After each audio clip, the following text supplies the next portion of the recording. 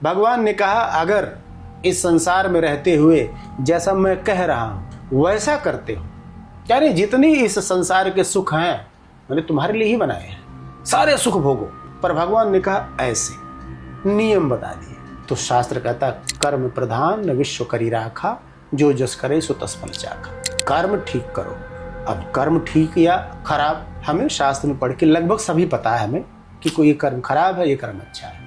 जो पहले मैंने भक्ति कराई भगवान की भजन कीर्तन, इसके साथ साथ भगवान रामा अवतार में आके या कृष्णा अवतार में भगवान आके भजन कीर्तन नहीं सिखाते हैं। भगवान इस संसार में आते हैं, जितने संसार के सुख हैं सब भगवान जो उसी में रम जाते हैं। एक बार भगवान राम को वैराग्य हो गया, भगवान राम के जीवन में वैराग्य आया तो फिर से उनको संसार में लाया गया। फिर उन्होंने विवाह किया, फिर राजपाट संभाला, लड़ाइयाँ लड़ी, भक्तों पे कृपा की, दुख सहे, फिर राजा बने और बढ़िया से राम राज्य स्थापित किया। मैं कहता हूँ आप सब लोग मेहनत करो, काम करो, जितने यहाँ के सुख सब भोगो, पर पाप से बचो। अब यहाँ पे आए थे कंडीशन, पाप क्या क्या है जानो।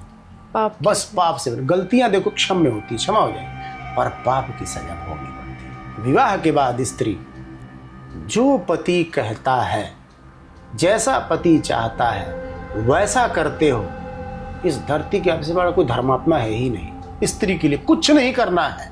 सबसे बड़ी रियायत भगवान ने स्त्रियों के लिए दी है। यहाँ तक माँ सती ने अपने पति के सम्मान के लिए अपने पिता को खूब भरी सभा में बेइज्जत किया। ये होता है धर्म।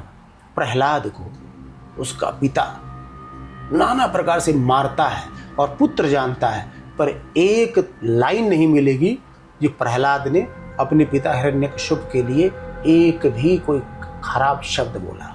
इसको धर्म कहते हैं।